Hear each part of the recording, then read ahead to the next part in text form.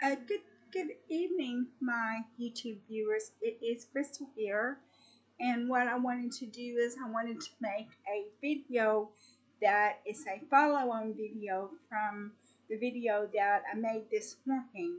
So this morning I did an exploratory data analysis of depressed Indian people using a Kaggle data set for their playground competition, season 4, episode 11. And what I'm going to do now is I'm going to do the prediction. So it's going to be the more complete uh, prediction of to determine whether a person is likely to be depressed or not. So we carried our data analysis, and when we did our data analysis, we found that age is a significant factor and whether a person in India is going to be depressed. Sex is or gender is also a factor. Whether or not they are a student or a professional is going to be a factor. Financial stress, how many hours a week they work, or how many hours a day they work. Those are all factors in whether or not a person is going to succumb to depression. So that's what we did in the video this morning. And so what I'm going to do in this video is I'm going to make a prediction on whether a person can become depressed or not. And so that's what we're going to do. And I entered the Kaggle competition, season 4, episode 11, and I used the extra trees classifier in this instance, and I got a 93.88% accuracy on that, which I guess is pretty good. And so I didn't try to improve my accuracy because I'm very busy doing other things. But if I didn't have anything to do except enter Kaggle competitions, then certainly I would work to try to improve the accuracy, like perhaps do hyperparameter tuning of the model. That is one thing that I could do. So we've got the problem statement. Problem statement is predict on whether a person is likely to become depressed. But this data set is for people based in India.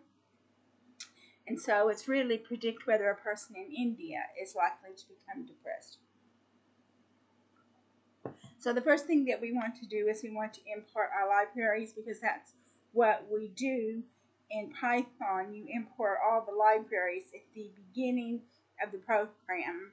So we're going to import pandas as PD, we're going to import NumPy as NP, we're going to import OS, we're going to import SciPy, which is Python's scientific library, because we're going to use the Kolmogorov-Smirnov test to determine whether the features in the train and the test data sets are from the same distribution.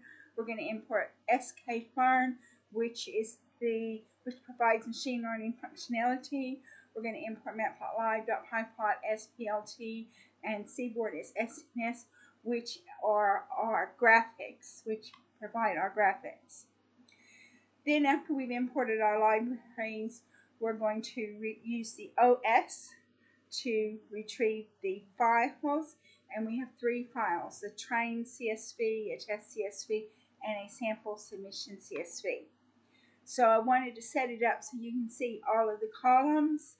So pd.setOption display.maxColumns, none, and then we're going to read the files. So train is your train equals pd.readcsv, and then the link to the train.csv file.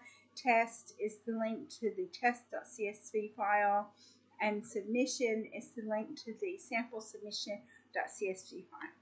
So you can see the train file here. It's got, I think it's got 20 columns of data.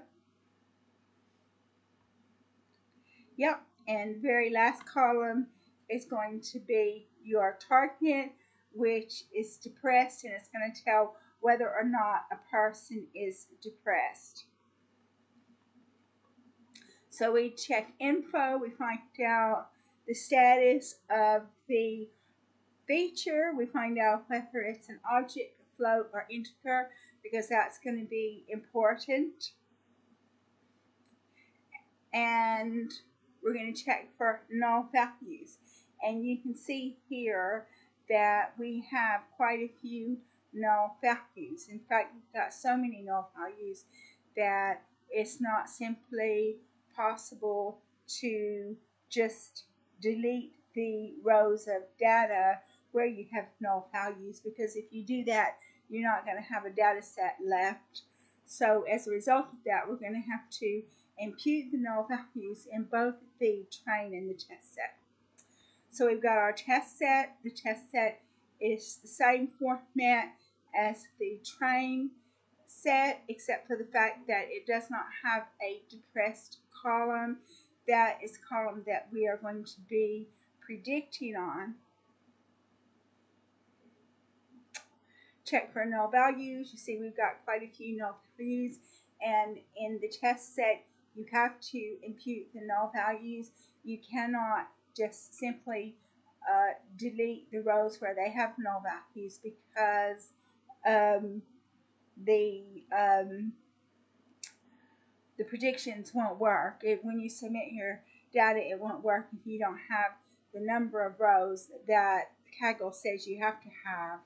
I mean, it says here that profession, academic pressure, work pressure, CGPA, study satisfaction, job satisfaction, and then a few others.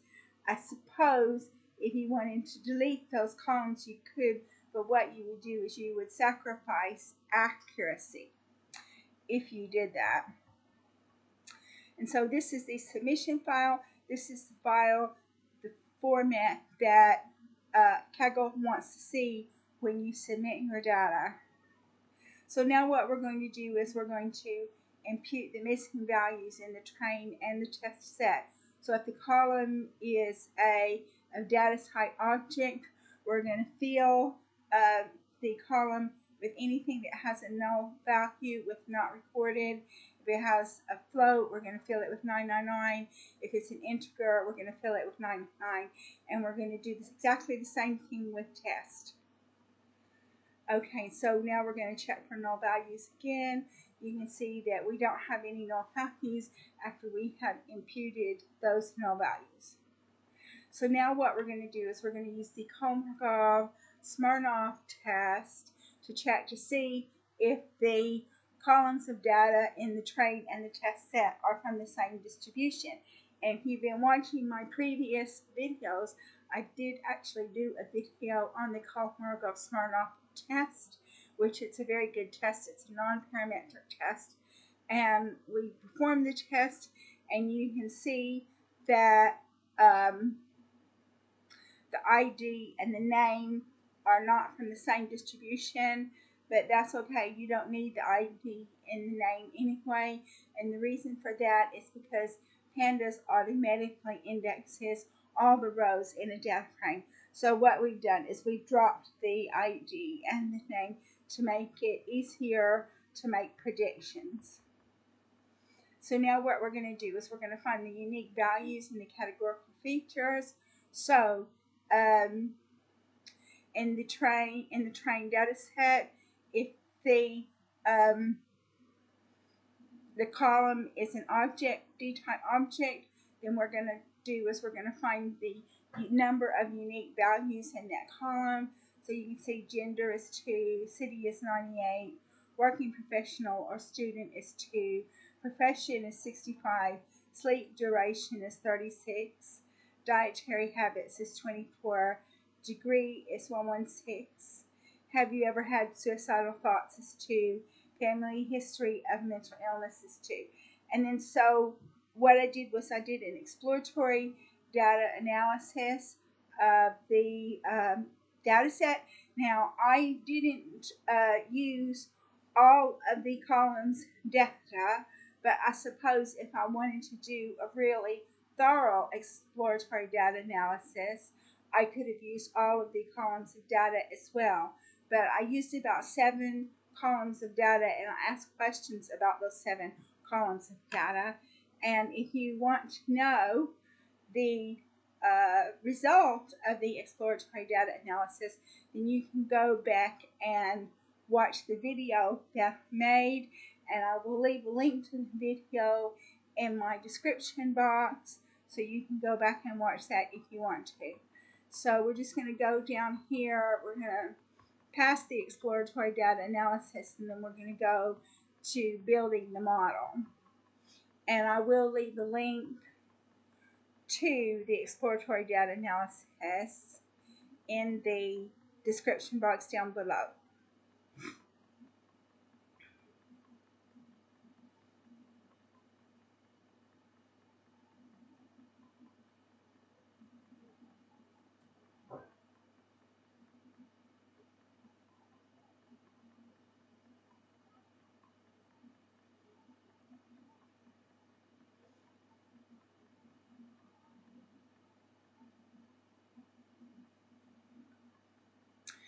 So we've got to the end of the exploratory data analysis that I conducted, and as I said, if I wanted to do a really super duper thorough job, I could have done an analysis on every column of data, but I didn't. But if I get requests to do so, maybe I will. So now what we're going to do is we're going to analyze the target. The target is the depression column in the train data frame. And then so we're going to use CPARN to make a histogram of it. So you can see CPARN that you have a lot more people who are not depressed than you have who are depressed. So that means you have a class imbalance. And because you have a class imbalance, you're going to have to use measures to balance that class. And there are several ways that you can do that. But I decided that the way I'm going to do that is to address the class imbalance with the model that I select. And in a previous competition entry, I used logistic regression, and I think I got about an 87 or 89% accuracy. And in this entry, I used XtraTrees, which XtraTrees is a tree-based model, which is very good, and it also addresses the area of class imbalances.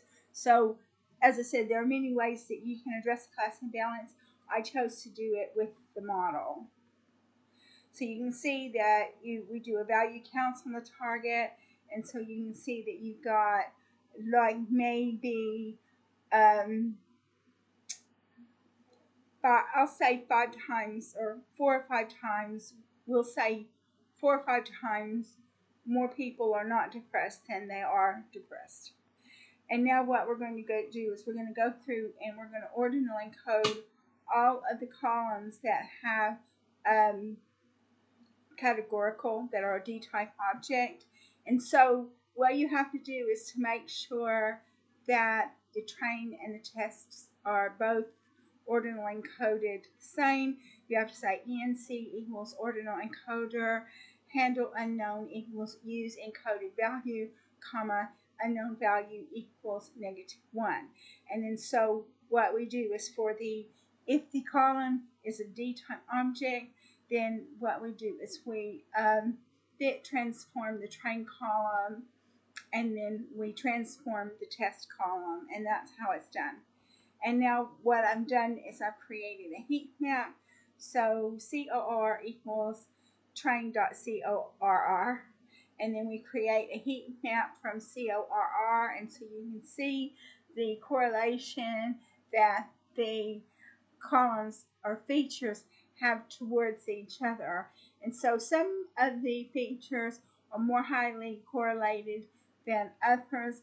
And if there were lots and lots of columns of data, then what you could do is you could drop the highly correlated features.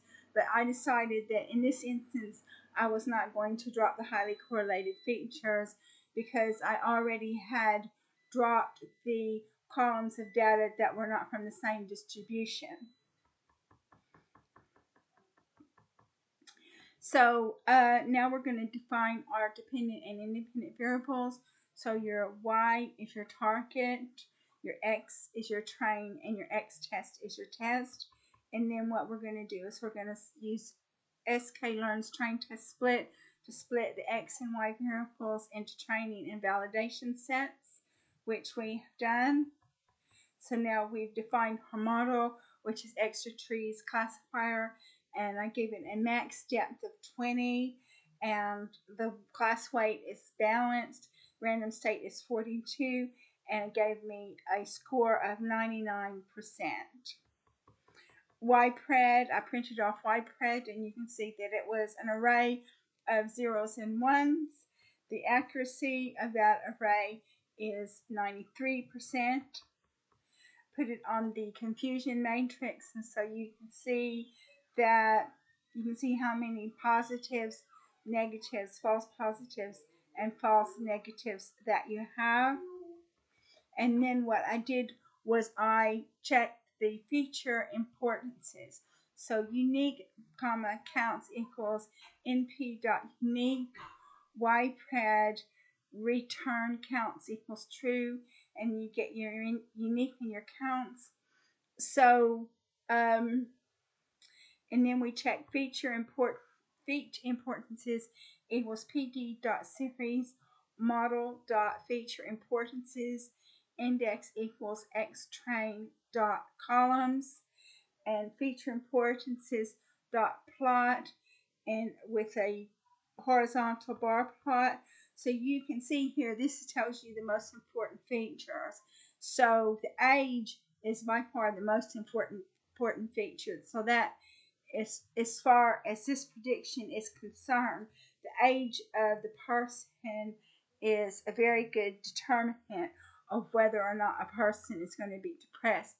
And in India, the younger people are more depressed than the older people. And then work pressure is a determinant. And have you ever had suicidal thoughts? So the three most important variables are age, work pressure, and suicidal thoughts. Now, if you had lots and lots of features, then, and you had some features that were not very important, then you could delete those features that were not very important, and that might improve your score a little bit. But all of the features seem to have some importance, with others being more important than others. Some being more important than others. So we predict on our test set. So when we predict on our test set, we have an array of ones and zeros, and then we prepare our submission. And so the depression column of the submission data frame is pred, and then we're going to create a CSV file of the submission, and index equals false. And then submission, we're going to read the submission CSV file, and this is the submission CSV file right down here. And you can see that depression is an array of ones and zeros. And so I submitted that to Kaggle. I saved my work. And I submitted it to Kaggle, and I got a 93%, which I don't think it's too bad. But you know, hey, if you've got the time, you've got my Jupyter Notebook, you could make a copy of my Jupyter Notebook and see how you could improve the score. So you could try to improve the score by using a different model, changing the hyperparameters of the model. You could try to oversample the minority, or you could undersample the majority. There's a number of things that you could do to try to increase your score. Lots of things. So you got my video, so you can see what I did, and you got my Jupyter Notebook. I'm going to leave a link to the Jupyter Notebook in the description box down below. So if you want to improve upon what I've done, then feel free. So I think I've covered everything in this video. I covered the predictions, which is what I wanted to do. So if you like my video, please like and subscribe. And thank you very much for watching my video.